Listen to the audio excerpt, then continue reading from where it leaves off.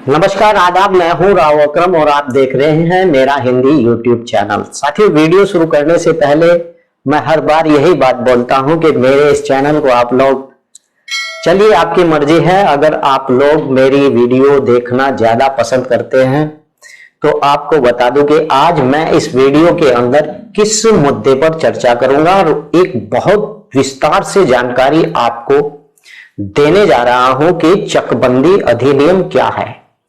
बहुत से लोगों को इन छोटे छोटे सवालों के बारे में जानकारी नहीं होती और अधिकतर लोग जब सवाल करते हैं तो उन्हें भी मालूम नहीं होता है कि किस प्रकार की क्या चीजें होती हैं नियम और कानून के अंदर, यानी कि आपके रेवेन्यू का जो अधिनियम है, यानी राजस्व का जो अधिनियम है, उसके अंदर किन किन नियमों का पालन होता है और क्या क्या धाराएं होती हैं। तो चलिए आज हम बात करेंगे कि चकबंदी अधिनियम क्या होता है और फर्जी विरासत कैसे की जाती है, और उसके बाद फर्जी बैनामा के ऊपर भी मैं चर्चा करूंगा और वहीं पर आपको बतलाऊंगा कि सीलिंग की कानून क्या होता है, यानी कि जो सीलिंग का कानून है वह क्या होता है। आप मेरी इस वीडियो पर बने रहिए और मैं विस्तार से चर्चा करूंगा कि किस प्रकार से चकबंदी का नियम होता है और विरासत कैसे होती है, जो फर्जी विरासत होती है। तो चलिए वीडियो शुरू करते हैं। साथियों, चकबंदी अधिनियम किसे कहते हैं? बहुत ही बेहतरीन एक मुद्दा है, यानी कि बहुत ही अच्छा एक सवाल है कि चकबंदी अधिनियम किसे कहते हैं। साथियों, काश्तकारों की बिखरी हुई जमीन को उठाकर एक व दो जगह पर समायोजित प्रदर्शित करने को ही चकबंदी कहते हैं। यानी कि अगर काश्तकारों की भूमि बहुत सी जगह पर पड़ी हुई है तो उस भूमि को एक जगह इकट्ठा करने को ही चकबंदी कहा जाता है। और साथियों, इसमें नदी नाला क्षेत्र, जलमग्न भूमि, तालाब, पथरीली भूमि, पहाड़ को छोड़कर शेष सभी एक्ट के तहत समायोजित हो जाती हैं। यानी इन चीजों को छोड़कर, जो ऐसी भूमि है जो तालाब पहाड़ को छोड़कर और ऐसी पथरीली दीरा कछार की भूमि को छोड़कर सभी भूमि को ऐसे ही अधिनियम के अंदर आ जाती है, यानी चकबंदी के। और ये भूमि जो मैंने आपको बताया कि जो पथरीली, पहाड़ी और इस प्रकार की जो भूमि होती है वह चकबंदी के बाहर रहती हैं।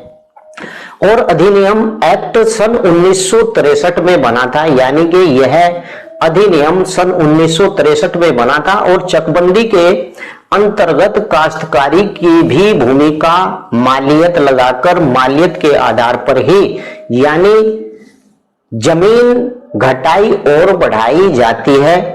इससे प्रति एकड़ की 5 यानी कि 5 डिसमिल जमीन की कटौती इसलिए की जाती है कि क्योंकि सभी काश्तकार यानी नाली, चक्रोड़ और आबादी की भूमि दी जा सके, यानी सभी लोगों से 5 डिसमिल की भूमि इसलिए काट ली जाती है चकबंदी के दौरान, ताकि उन लोगों को चक्रोड़ या फिर सरकारी रास्ता या फिर सरकारी नाली उन लोगों को दी जा सके। और उपजाऊ जमीन की मालियत यानी 16 आने और अनउपजाऊ जमीन की जो मालियत होती है वह 4 आना होती है, और इसमें जो लगाई जाती है वह 4 आना लगाई जाती है जो अनउपजाऊ भूमि होती है, और जो उपजाऊ भूमि होती है उसका 16 आने लगाया जाता है चकबंदी नियम के अंदर। और आपको बता दो कि काश्तकार की भूमि पर स्थित पेड़ और कुएं आदि को मालियत लगाई जाती है, यानी कि इस प्रकार की भी मालियत लगाई जाती है। अब वहीं पर बात करते हैं सीलिंग एक्ट, यानी कि सीलिंग एक्ट क्या है। उत्तर प्रदेश अधिनियम जोत सीमा चकबंदी सीलिंग एक्ट 1960 से और 1972 तक, यानी 2 चरणों में लागू हुआ, और ऐसे ही दूसरे राज्यों में यह अलग अलग वर्ष के अंदर लागू हुआ। मैं आपको उत्तर प्रदेश की बात कर बता रहा हूं। उत्तर प्रदेश में यह 2 चरणों में लागू हुआ सीलिंग एक्ट, यानी कि कब हुआ? सन 1972 में हुआ, और वहीं पर यह सीलिंग एक्ट दूसरे चरण में 1960 और 72 के दौरान हुआ, यानी उत्तर प्रदेश के अंदर।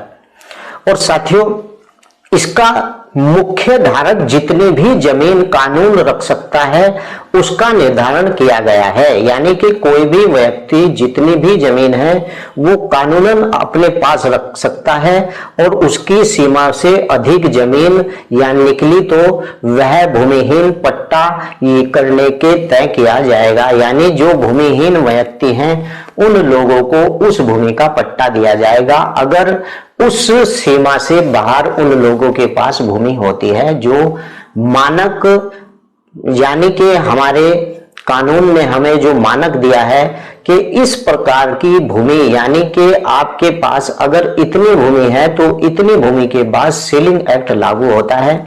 यानी कि मैं आपको एक उदाहरण दूं, जैसे कि बुंदेलखंड एक उत्तर प्रदेश का ही एक जिला है, यानी बुंदेलखंड में सीलिंग की जमीन की क्या सीमा है। आपको बता दूं कि पूर्ण सिंचित भूमि 18.2 एकड़ के बाद सीलिंग लागू होती है वहां पर, और वहीं पर एकल सिंचित भूमि जो जमीन है 27 एकड़ के बाद वहां पर भी सीलिंग लागू होता है, और असिंचित भूमि 54 एकड़ भूमि के बाद सीलिंग वहां पर शुरू होता है। यानी कि अगर देखा जाए तो उत्तर प्रदेश में 75 बीघे के बाद सीलिंग एक्ट लागू होता है, ऐसे ही उत्तराखंड प्रदेश के अंदर सीलिंग एक्ट लागू होता है। और यह भूमि जो सीलिंग से बचकर जाती है इस भूमि को ही नवीन पट्टी में जाकर इस भूमि के ऊपर ही लोगों को पट्टे देने का काम सरकार करती है।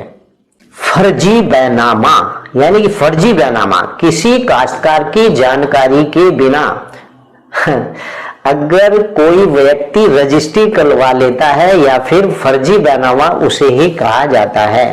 यानी कि कोई भी व्यक्ति बिना काश्तकार की मर्जी के या फिर उसके बिना अगर बैनामा करवा लेता है तो बैनामा फर्जी कहलाता है। साथ ही यदि कोई स्वर्ण किसी हरिजन की जमीन बिना जिला अधिकारी और बिना अनुसूचित के बगैर होता है तो वह फर्जी रजिस्ट्री कहा जाएगा। यानी हरिजन व्यक्ति 3.54 एकड़ से ऊपर जमीन होने पर ही बेच सकता है। यानी कि अगर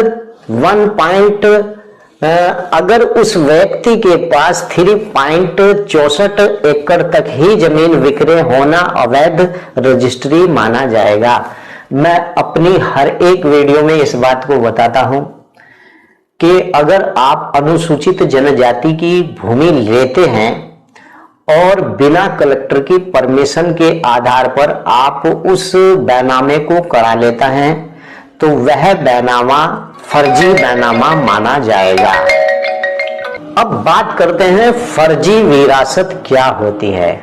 यानी कि काश्तकार के मरने के बाद जो लोग उसके उत्तराधिकारी होते हुए भी लेखपाल और कानूनगो से मिलकर गलत ढंग से जमीन के वारिस बन जाते हैं उन्हें फर्जी विरासत लिखवा लेना कहा जाता है। ऐसे यानी मामले अधिकतर वहां पर होते हैं जहां पर पारिवारिक विवाद होते हैं, और ऐसे मामलों के अंदर जिन व्यक्तियों के 3 पिताजी होते हैं, यानी कि बड़े पिताजी हुए और फिर छोटे और फिर उससे छोटे पिताजी, लेकिन बड़े पिताजी के यहाँ कोई संतान नहीं है और उसका फर्स्ट क्लास का उत्तराधिकारी को उसका भूमि का प्राप्त करने का अधिकार है और विरासत का भी उसे अधिकार है। लेकिन कुछ लोग फर्जी विरासत तैयार करा लेते हैं, यानी कि रिश्तेदार या फिर कोई और लेखपाल और कानूनगो से मिलकर वह लोग उसे चढ़वा लेते हैं।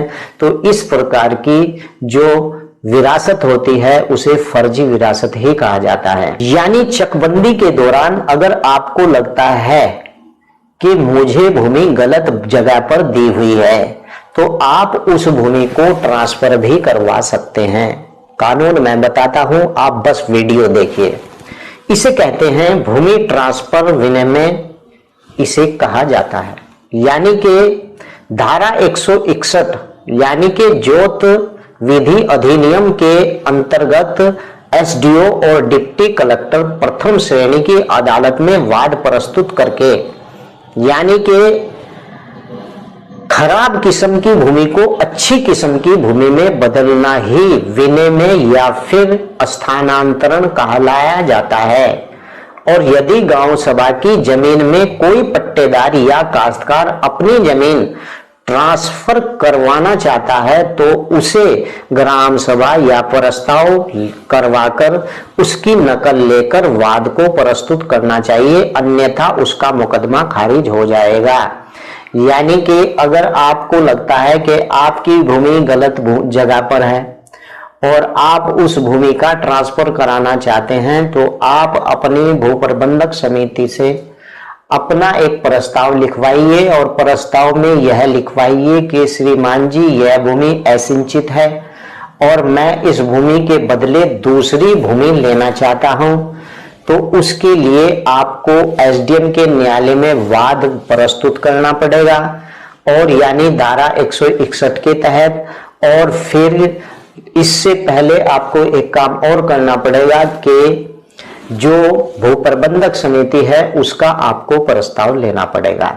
उसके बाद ही आप एसडीएम न्यायालय में वाद दायर करेंगे, और उसके बाद अगर आप वह भू प्रबंधक समिति का प्रस्ताव नहीं लेते हैं तो आपका वाद खारिज हो जाएगा। तो यह बहुत ही जरूरी है कि अगर आपको भूमि का हस्तांतरण करवाना है तो सबसे पहले भू प्रबंधक समिति से आप उसका प्रस्ताव जरूर लिखवाएं। अब बताता हूं कि फर्जी पट्टा किसे कहते हैं। साथियों, जो व्यक्ति सरकारी नौकरी में है या फिर 5 एकड़ से अधिक जमीन उसके पास है अथवा अपना नाम बदलकर गलत ढंग से पट्टा करवा लेता है तो इस प्रकार का पट्टा फर्जी माना जाएगा। आपको बता दूं कि कभी कभी लेखपाल पैसे लेकर और कम रकबे को बढ़ाकर दूसरे लोगों को पट्टा कर देता है, जो गलत है, तो यह फर्जी पट्टा माना जाता है। और साथियों, कुछ लोग यानी अपना नाम बदलकर, मान लीजिए कि उसका नाम प्रकाश है और वह प्रकाश चंद्र नाम बदलकर किसी पट्टा करवा लेता है किसी कारणवश, तो इस और वह एक ही व्यक्ति होता है, तो इस प्रकार के पट्टे को भी फर्जी पट्टा ही कहा जाएगा। आशा करता हूं कि आज की वीडियो में मैंने आपको बहुत अच्छी जानकारी दी। अगली वीडियो में इससे भी अच्छी जानकारी दूंगा, और आपसे गुजारिश है कि अगर इस वीडियो की बाबत आप लोगों को मुझसे कोई जानकारी और लेनी है तो डिस्क्रिप्शन में मेरा मोबाइल नंबर है। मेरे चैनल को आप लोग सब्सक्राइब करना ना भूलें।